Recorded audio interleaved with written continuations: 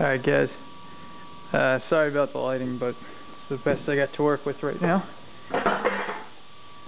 As you can see, the motor's in. This is update number 4, I believe, so if you guys haven't seen some of the older videos, go check those out.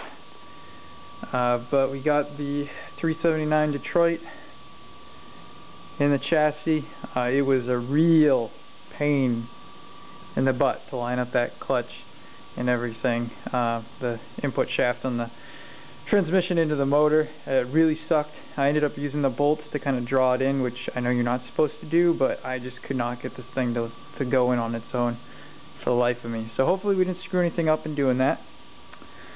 The motor's in. You can see down there, everything bolted up. I have really no complaints. It went in just like it should. The power steering pump is going to work out, I think, and same with the alternator. What else? Oh, put the fuel filter up there. I'm using the box style one for now. If it starts giving me air leaks, then I'll switch to a spin-on, but I'm going to stick with that because that's what I got. And then over here, I put in a Ford remote starting solenoid. They use them on like pretty much all the old Fords, and I'm going to use that to run my glow plugs. So one side goes to my glows and the other goes to the battery directly, and it is all fused, so that should be good. But things are looking pretty good here. We got did some wiring up here. I got my pink wire there is the power key on. I wired that into what used to be the distributor power wire. The green wire there is for the idle advance, cold advance, so it advances the timing on the pump. Helps in cold starts, so we won't use that too much. And then the yellow wire up here is for the high idle. So I wired those separately, so now I can run high idle if I'm running my winch or something like that, and give myself a little bit more juice for my batteries. As you can see, everything is wire loomed. Wanted to do it real clean, so everything's loomed up. I had to kind of extend my temperature sensor there, but everything else lined up. I'm going to attach this hose right here to my vacuum pump, and I'm hoping I'll have enough vacuum to run the brakes there. If I don't, that's going to really sink me as far as going on this four-wheel trip. So hopefully that works out. I don't know how much you guys will be able to see down here. That's the wire for my glow plug, so a nice heavy gauge wire. But I also ran all my power leads down right there. They're in the factory tube, and I'm running the factory heat shield. All my exhausts did line up, so I was able to reuse all that. So if you have factory style exhaust on one of these, you'll be all set there as well. So things are looking pretty good. My plan is to get the oil pressure sender plumbed in tonight, air cleaner back on, and then figure out this alternator wiring. And then once that's done, put in the starter, finish the electrical hookups. Then tomorrow I hope to get the front clip back on and get it running either tomorrow night or Wednesday morning. And by doing that, then I can make sure it'll be good as far as overheating and things like that, because I'm running a big block radiator instead of the factory 6.2 radiator. And if all's good, we're going to do the axle seal and the transmission seal, transfer case seal, and we're going to be ready to rock for this weekend. So that'll be awesome if everything goes and works out for me. Just a couple other things that I've noticed that I'm still working on. This alternator right here is out of the dual alternator setup on a CUCV. Now the way that a CUCV, or a CUCV as some people call it, I call it CUCV because it's all abbreviations for Commercial Utility Cargo Vehicle, CUCV. But what they have is they have a dual alternator setup, and the reason that they have two alternators is because they run a 24-volt system.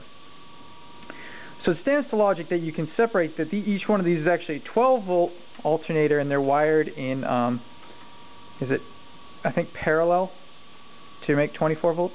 I'm not 100% sure on some of that electrical stuff. Anyway, what these have is an isolated ground unit. So you have your standard alternator plug, then you have a power and a ground. And what I'm trying to figure out here is how to wire this to my civilian spec. So that means I have to run a ground wire, which I have one sitting right here off my intake manifold. And then the other wire is going to go to the power, which will go back to the battery to charge your battery. Now as you can see, the factory one is a pretty small wire. It's right there. And I think that's because originally these had like a 70 amp alternator, and I believe these are about 100 amp. So I do have the thicker wire from the wiring harness off the CUCV, and I may have to put that in here. I'm hoping I can get away with just putting a bigger terminal on this one.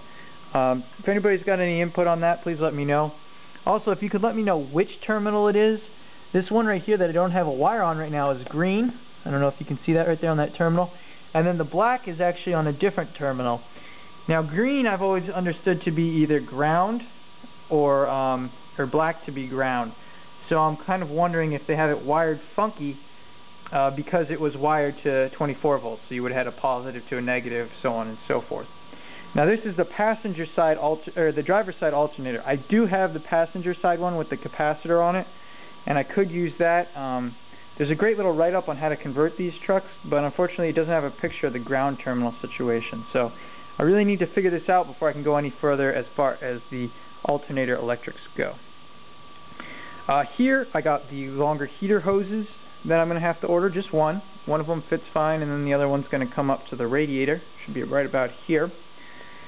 And that really does it as far as everything goes. Now I really did try to run my wiring as neatly as possible. I don't know how much you guys can see back here with this poor lighting, but that big loom on top there is everything for the glow plugs. Below that is the main wire harness going to the starter and the battery connection. And then this little one on top here is for the high idle power on and the timing advance. Now I did wire the timing advance into this switch over here, which is an inhibit switch. So if your temperature is too hot, it'll break the connection, and then you can't use that cold advance, which is fine by me. I really hope not to use it very much. I did add my block heater over here, so we're going to have to hook that up as well. As you can see, my manifolds, even though being sandblasted and the paint being baked on, are flash rusting. So if anybody's building one of these in the future, I would just say just leave your manifolds. Don't even bother. I feel like I wasted my time doing that. But yeah, that's where we're at right now. I ran all my wiring through the firewall. I actually used the grommet for the speedometer cable and cut a hole in it to run my glow plug and fast idle wires through. Kind of saving another hole in the firewall. I don't really like to put holes in if I can help it. So that's where we're at today, guys. And really looking forward to hearing this beast start up, hopefully run good, and be able to hit the trails this weekend. On a side note, the 300 CD, the 1981, not the red one over here, went down to Long Island and is coming back this weekend, and it started puking its rear end guts all over the highway. So it's making a lot of noise right now. It's probably running out of fluid. I think it popped the seal. And he's going to try to limp it back, but most likely we're going to have to do a differential rebuild on that car. I'm sure the bearings are had it by now. He said it's making a loud rumbling noise, so I think it's pretty much done. I figured at this point, though, I just told him, hey, just drive it, try to take it easy. If it blows up, it blows up, and we'll figure it out from there. That's really all you can do in these kind of situations. So that's pretty unfortunate. Just more projects. Projects. But this is almost done. I'm really glad about that for two reasons. First of all, because I'll get to go 4-wheeling this weekend.